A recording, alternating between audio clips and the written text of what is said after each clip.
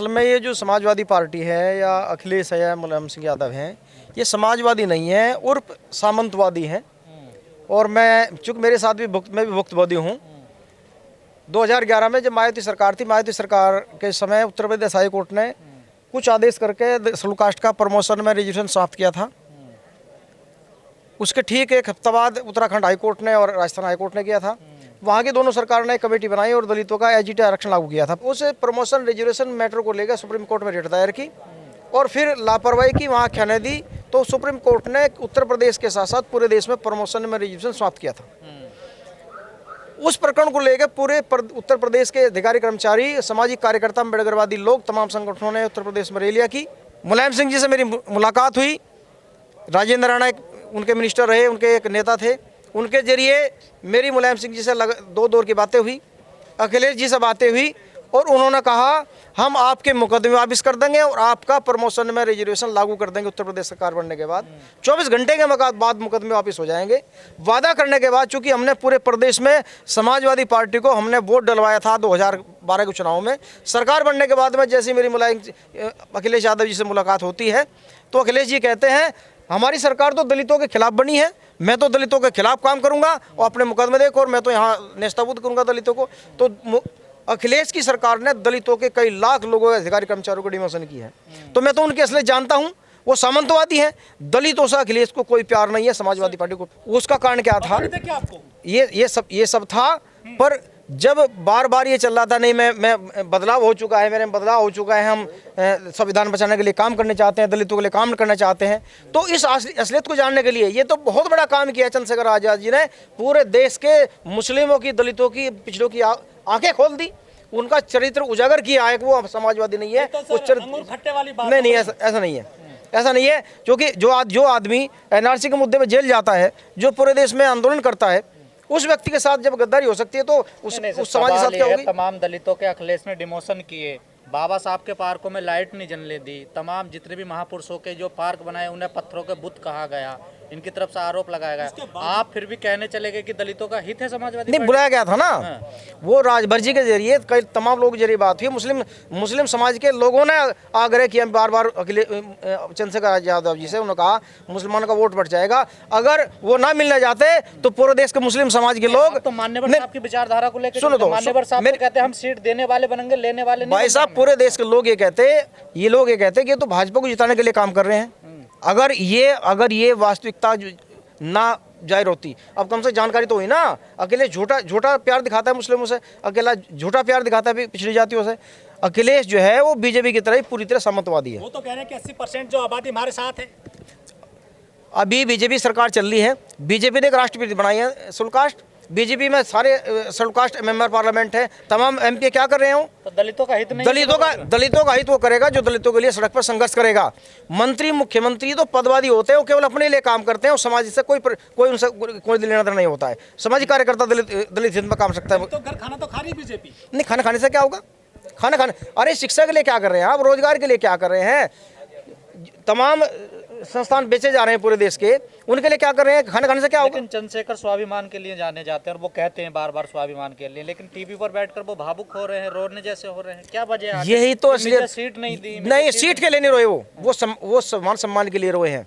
वो सीट के लिए नहीं, सीट तो बहुत छोटी चीज है, सीट तो बहुत छोटी चीज है, सीट के लिए नहीं रोए हैं। और किस लिए रोए? नहीं, वो बड़े भैया ने धोखा कर दिया। वो आंखें खोली है पूरे देश के समाज की, खासतौर मुस्लिमों की। वो जो मुस्लिमों के हितैषी बनते हैं ना, उनकी आंखें खोली है मुस्लिम समाज के लोगों की। देखो, मैंने आपके लिए, बीजेपी को रोकने के लिए इस हद तक गया, मैंने अपनी गर्दन झुकाकर उनसे बात की कि मैं छोटा भाई। कई लोग दलित जो है सोशल मीडिया पर लिख रहे हैं कि जो चंद्रशेखर के सलाहकार हैं वो ठीक नहीं है, सलाह ठीक नहीं दे रहे। नहीं, चंद्रशेखर खुद में खुद एक बहुत बड़ा संस्थान है। पूरे देश के लोग जो साहब काशीराम के साथ के जो लोग थे, जो बामसेप में काम करते थे, तमाम आंदोलन में काम करते थे, वो पुराने सारे साथी चंद्रशेखर के साथ उनके एडवाइजर हैं। एक नहीं, लाखों लोग, बड़ा थिंक टैंक उनके पीछे काम करता है। चंद्रशेखर के अकेले नहीं है, उनके साथ में पूरे देश का थिंक टैंक काम कर रहा है। इस प्रकरण से कितना फर्क पड़ेगा? मतलब क्या दलित निराश? जो दलित निराश नहीं है, दलित तो बहुत खुश है, बहुत बड़ा फायदा हुआ दलितों को। जो दलित गुमराह हो गए, कुछ नेताओं के बहकाम है कि समाजवादी पार्टी में चला गया था, वो वोट सारा वापिस हो चुका है। तो वो सारा आजाद समाज पार्टी को मिलेगा। वो वो वोट जो समाजवादी पार्टी में चला गया था ना, जो मायावती से नाराज था और समाजवादी पार्टी में चला गया था, वो सारा वोट चंद्रशेखर ने एक झटके से वापस निकाला। कई लोग कहते हैं कि चंद्रशेखर यूपी में ही क्यों इतनी ज्यादा राजनीति कर रहे हैं, नहीं, पंजाब ऐसा- में जाके कर सकते ऐसा हो? नहीं। जब यहाँ ऑलरेडी यहाँ पहले से एक पार्टी है दलितों आज की। आज चंद्रशेखर भारत में, हालांकि हमारे समाज के बड़े बड़े विद्वान हुए, बाबा साहब डॉक्टर अम्बेडकर जिन्हें मसीहा मानते हैं, हमारे मसीह हैं, काशीराम साहब हैं। दुर्भाग्य इस देश का, इस देश में जातिवाद है। बाबा साहब को भी इतना राजनीतिक आधार पर सपोर्ट नहीं कर पाए लोग बाग जितना चंद्रशेखर को आज कर रहे हैं। आज किसी देश के किसी हिस्से में जाए, चंद्रशेखर को सुनने के लिए तमाम युवा आते हैं, तमाम जनता आती है। तो अभी देखना आप लोकसभा पहले से crowd कम लग रहा है सर। नहीं, लोकसभा चुनाव तक आप देखना, लोकसभा चुनाव तक कई राज्यों में हमारी पार्टी जो है आजाद समाज पार्टी बहुत बड़ा इंप्रूवमेंट लेकर आएगी कई राज्यों से। समाजवादी पार्टी के नेता कह रहे हैं कि जो जितनी डिमांड कर रहे थे ना अखिलेश ये आजाद जी, उतनी उनकी है नहीं ताकत, जितना औकात उनको नहीं सीट है, देते इतनी हैं। सीधा सीधा बोल रहे हैं वो। अच्छा, जब ताकत कहाँ गई थी? जब धारा 370 लागू हुई थी, जब 3 तलाक का मुद्दा बनाया, 3 तलाक कानून बनाया था, जब बाबरी मस्जिद की जमीन छीन गई थी, पूरे देश के मुसलमान भाजपा सरकार से छुप कर डर बैठे थे। और तब ये आपके अखिलेश यादव जी, तब आपके राहुल गांधी जी, तब आपके मायावती कहाँ गई थी? अकेला चंद्रशेखर का वो वजूद है इस देश में। अकेला चंद्रशेखर जाके जामा मस्जिद पर झंडा बुलंद किया था, तो फिर पूरे देश वहाँ को बुलंद उनके किया था। कार्यालय में क्यों 2 दिन बैठ रहे हो जब इतनी बड़ी ताकत है तुम्हारे पास? तो बीजेपी आना चाहिए था आपके बीजेपी पास। को रोकने के लिए, बीजेपी को रोकने के लिए चंद्रशेखर जो है वो बीजेपी को रोकने के लिए, वो बीजेपी को रोकने के लिए उन्होंने अपनी गर्दन झुका के बात की थी बीजेपी रोकने के लिए। दलितों के लिए बेहतर सपा है, बीजेपी है? दलितों के दोनों दल इतने ही है खतरनाक है दोनों, एक सांपनाथ एक नागनाथ। तो फिर क्या करने गए उनके पास? 2 दिन बैठे कार्यालय। एक बड़े दुश्मन को हराने के लिए छोटे दुश्मन को साथ लेना पड़ता है ना। एक बड़ा दुश्मन एक छोटा दुश्मन है, तो छोटा दुश्मन समझ के गए थे उनके साथ में। दुश्मन है, सवा दुश्मन है, वो दुश्मन तो है। अगर दुश्मन ना होती तो वो सम्मान करती दलितों के नेतृत्व का। लेकिन सर बहुत सारे जो दलित नेता हैं वो सपा में चले गए हैं इस बार। जाने दो, वो नेता नहीं है। मिशन चला गया बाबा साहब का। नहीं, वो नेता तो ऐसा कहते हैं जो समाज के लिए संघर्ष करता है, वो नेता थोड़ा ही है। वो नेता थोड़ा ही वो अब मैंने दोबारा फिर मैं रिपीट कर रहा हूँ, भारत के माननीय राष्ट्रपति जी हैं, वो दलित उद्धव पर कौन सा काम कर रहे हैं? केवल रबड़ स्टैंप पे, केवल मोहर है दलित के नाम पे। अगर दलित आपकी नेता नहीं। सहमति बन जाती तो फिर ठीक ही सपा, अब सहमति नहीं बनी तो गलत हो। नहीं, अगर हिस्सेदारी के आधार पे, दलित मुद्दों के आधार पे, अगर हिस्सेदारी के आधार पे, जिसकी इतनी संख्या उसकी हिस्सेदारी के आधार पे, हिस्सेदारी चाह रहे थे आप? हम तो ये चाहते थे, हमारा 21% वोट है, तो कम से कम प्रत्येक जिले में एक सीट। का तो 9% है, तो एक सीट। मुख्यमंत्री तो फिर आपका ही होना चाहिए। नहीं, इसका मतलब एक तो नहीं हिस्सेदारी के हिसाब से तो 403 विधानसभा सीट है। हाँ, तो 200 सीट होनी चाहिए ना। 403 मत है। हम हमारी 21% के हिसाब से हमारी हर जिले में एक सीट बैठती थी, हर जिले में एक सीट। 75 सीट। और चंद्रशेखर भाई 5 पे भी तैयार हो रहे, हम टीवी पर तो बैठकर भाजपा को रोकने के लिए तैयार थे ना, मैं 5 भी भाजपा को रोकने के लिए तैयार थे, भाजपा को रोकने के लिए तैयार थे, 5 छोड़ भाजपा को रोकने के लिए तैयार थे। ये विचारधारा ये कैसा, ये 5 सीटें कैसा ही आपको जानकारी होनी चाहिए। हमारी स्टार्टिंग बात हुई तो 50 सीट की मांग रखी गई, 50 में 40 पे ये कहा 40 हो जाएंगे आपकी। जैसे ही जयंत चौधरी से बात हुई, जयंत चौधरी पैक्ट में आए, घट के 20 होगी। जैसे ही पैक्ट में राजभर जी आए, घट के 10 होगी। जैसे ही आप मौर्य जी आए, घट के 2 होगी। सर बीएसपी जब पार्टी बनी थी 80 के दशक में, उसने खुद पहले चुनाव लड़े और हारे। आजाद समाज पार्टी जो है पहले ही दूसरे का सहारा ले रही है। सर कैसे तरक्की करोगे आप?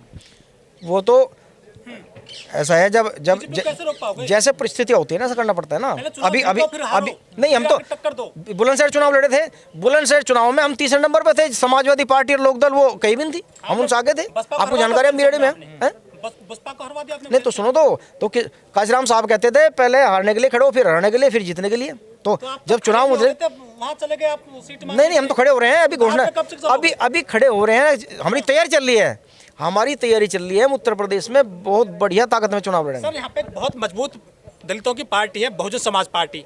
आप बिहार जाइए, पंजाब जाइए, कौन सी उत्तराखंड पार्टी? जाइए। कौन सी पार्टी? बहुजन समाज पार्टी। जब कांचीराम साहब के नेतृत्व में पार्टी बनी थी बहुजन समाज पार्टी, लाखों करोड़ों लोगों मिशनरी कार्यकर्ताओं का सामूहिक लीडरशिप थी। अब वो मिश्रा और मायावती जी की निजी फाइनेंस कंपनी है, टिकट बेचे जाते हैं, टिकट बेचाते हो, फाइनेंस कंपनी है, वो पार्टी नहीं कौन है। से पार्टी टिकट नहीं बेचते? नहीं, हमारी पार्टी तो टिकट नहीं बेच रही, हम तो सीधे फ्री टिकट दे रहे हैं। मिशन चलाया था साइकिल पे पैदल। जी। और आजाद समाज पार्टी के जो नेता है ना जी। आजाद जी, वो गन लेकर के चलते हैं, कार पे खड़े तो होकर। हमारे साथ समाज ये संपन्न कदम हुआ होनी चाहिए ना, हमारा समाज संपन्न हुआ ना। आज हमारे पास बंदूक से चलाओगे? हमारा समाज संपन्न है ना, आज हमारा समाज संपन्न है। क्या तकलीफ है किसी को? भाई जब समाज संपन्न को साधन लेके चलेगा, अब डॉक्टर साहब खड़े हैं, डॉक्टर ब्रजपाल जंगरोली, मैं उनसे परिचय करना चाहूंगा। वो आजाद समाज पार्टी और भीम आर्मी के सड़क सके, वो खुद बड़े डॉक्टर, वर्ल्ड फेम के आप डॉक्टर है, काजीराम साहब के साथ थे, उनके पास में कई फॉर्च्यूनर गाड़ी है, वो बड़े हॉस्पिटल के मालिक है। सवाल वही है ना, मान्यवर तो हमारे पास संसाधन है ना, एक तरह पर उनके रास्ते से फिर भटक जाना नहीं भटका नहीं। वो केवल आज की परिस्थिति को देखते हुए बीजेपी रोकने के लिए इस हद तक सर झुकाया चंद्रशेखर राय, नहीं तो वो बिल्कुल बड़े लीडर है, जनाधार लीडर है। कहा कि सपा ने ज्यादा नुकसान पहुंचाया दलितों के अधिकारियों को, पूछा है। फिर आपको तो फिर बीजेपी, अरे भाई हम तथागत भगवान बुद्ध के अनुयायी है। अंगुलीमाल उनकी शरण में आया था, सुधर गया था, ये अंगुलीमाल नहीं सुधरा, अखिलेश नहीं सुधरा, तो क्या किया जाए, कुछ की।